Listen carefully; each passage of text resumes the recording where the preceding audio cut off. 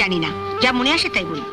যেমন আপনাকেও আমি বলে রাখি, যেদিন পাত্রপক্ষকে নিয়ে আমায় দেখতে আসবেন সেদিন কিন্তু আমি ওদের সামনে পেছন ঘুরে দেখাতে পারবো না আমার চুল কতখানি লম্বা, কিংবা নিজের চুল টেনেও দেখতে দেবো না পর চুলে পড়ে আছে কিনা। আপনার পাত্রপক্ষ যদি বলে মা একটু চলে দেখাও দেখি, আমি কিন্তু সোজা হেঁটে ঘরের বাইরে চলে যাব। আর আমি খোড়া না ল্যাংড়া তা বোঝাবার জন্য একবার সামনের দিকে আর একবার পেছন দিকে হেঁটে চলে দেখাতে পারবো না। যা দেখবার বুঝবার আপনি দেখে বুঝে নিন।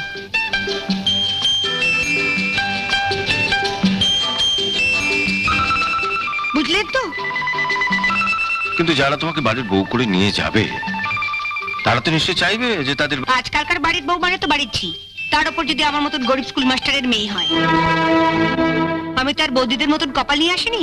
কে যে বাড়ির বউ হয়ে যাবো সে বাড়িতে আমার মতন একখানা ননদ থাকবে, যার কাঁধে সংসারের সমস্ত দায়িত্ব চাপিয়ে দিয়ে আমি বৌদিদের মতন পটের বিবিসে যে গায়ে হাওয়া লাগিয়ে বেড়াবো।